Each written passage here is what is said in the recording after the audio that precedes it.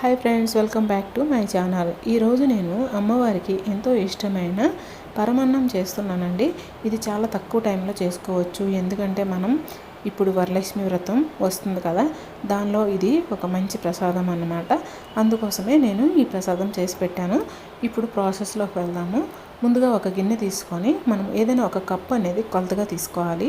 నేనైతే ఒక చిన్న గ్లాస్ తీసుకొని గ్లాస్తో గ్లాసు రైస్ని తీసుకున్నా. ఇప్పుడు దీనిలో మనం నీళ్లు వేసి 2 సార్లుగా కడుక్కోవాలి. ఇలా కడిగిన తర్వాత మనం ఒక గ్లాస్కి 5 గ్లాసుల నీళ్ళు అనేది తీసుకోవాలి. అలాగైతేనే మనకి మెత్తగా ఉడికిపోతుంది అనమాట. ప్రెషర్ కుక్కర్లో పెట్టుకునే వాళ్ళైతే 1కి 3 గ్లాసులు వేసి ఒక 4-5 విజిల్లు పెట్టుకోండి, సరిపోతుంది. ఇప్పుడు మనం స్టవ్ వెలిగించి దీన్ని మూత పెట్టి మెత్తగా ఉడికించుకోవాలి. కొద్దిగా గ్యాప్ ఉంచి మూత పెట్టుకోండి, లేదంటే పొంగిపోయే అవకాశం ఉంది. ఇలా మెత్తగా ఉడికిన తర్వాత మనం గరిటెతో దీన్ని మెత్తగా చేసుకోవాలన్నమాట. ఇప్పుడు స్టవ్ అనేది సిమ్లో పెట్టి దీన్ని ఈ విధంగా చేసుకుంటూ ఉడికించుకోవాలి. ఇలా మెత్తగా చేసుకోవాలండి గరిటెతో.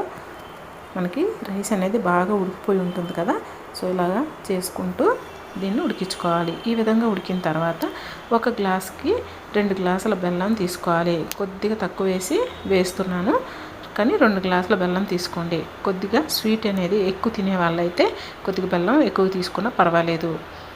ఇప్పుడు ఈ బెల్లం కరిగే వరకు మనం దీన్ని ఇలా కలుపుకుంటూ ఉడికించుకోవాలి, లేదంటే అడుగు పడుతుంది.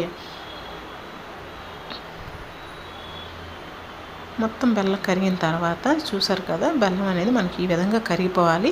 రైస్ కూడా చూసారు కదా, చాలా మెత్తగా ఉడికింది. ఇలా ఉడికితేనే మనకి ప్రసాదం తినడానికి కూడా బాగుంటుంది.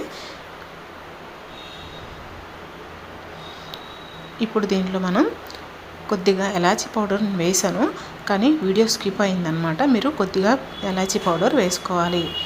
ఇప్పుడు దీనిలో 1/2 గ్లాస్ వరకు నెయ్యి అనేది వేసుకోవాలండి. కొద్దిగా నెయ్యి ఎక్కువ తినే వాళ్ళైతే కొద్దిగా ఎక్కువ వేసుకున్నా పర్వాలేదు. నేనైతే 1/2 గ్లాస్ వేస్తున్నాను. ఈ 1/2 గ్లాస్ సరిపోతుంది. ఇప్పుడు నెయ్యి వేసిన తర్వాత దీన్ని కొద్దిగా ఒక 5 నిమిషాల పాటు ఇలా ఉడికించుకోవాలి, కలుపుకుంటూ ఉడికించుకోండి. ఇలా ఉడికిన తర్వాత మనం స్టవ్ ఆఫ్ చేయాలి. మీకు చూసారు కదా ఎలాచీ అనేది కనిపించిందా, అయితే మీరు ఎలాచీ పౌడర్ కానీ ఎలాచీ కానీ మనం దంచి వేసుకుంటే సరిపోతుంది. ఇప్పుడు అది పక్కన పెట్టి మనం వేరే సైడు ఒక ప్యాన్ పెట్టుకొని దానిలో ఒక 2 టేబుల్ స్పూన్ల వరకు నెయ్యి వేసి కొన్ని జీడిపప్పులు అలాగే కొన్ని కిస్మిస్లు వేసి దోరగా వేయించుకోవాలి. ఇలా వేయించిన తర్వాత ఇలా చూసారు కదా, ఇది ఫ్రై అయిన తర్వాత మనం ఈ పరమాన్నంలో వేసుకోవాలి. అంతేనండి, ఎంతో టేస్టీగా ఉన్న పరమాన్నం అనేది రెడీ అయిపోయింది.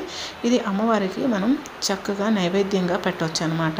మరి మీకు కానీ వీడియో నచ్చినట్లయితే లైక్ చేయండి, షేర్ చేయండి. Thank you.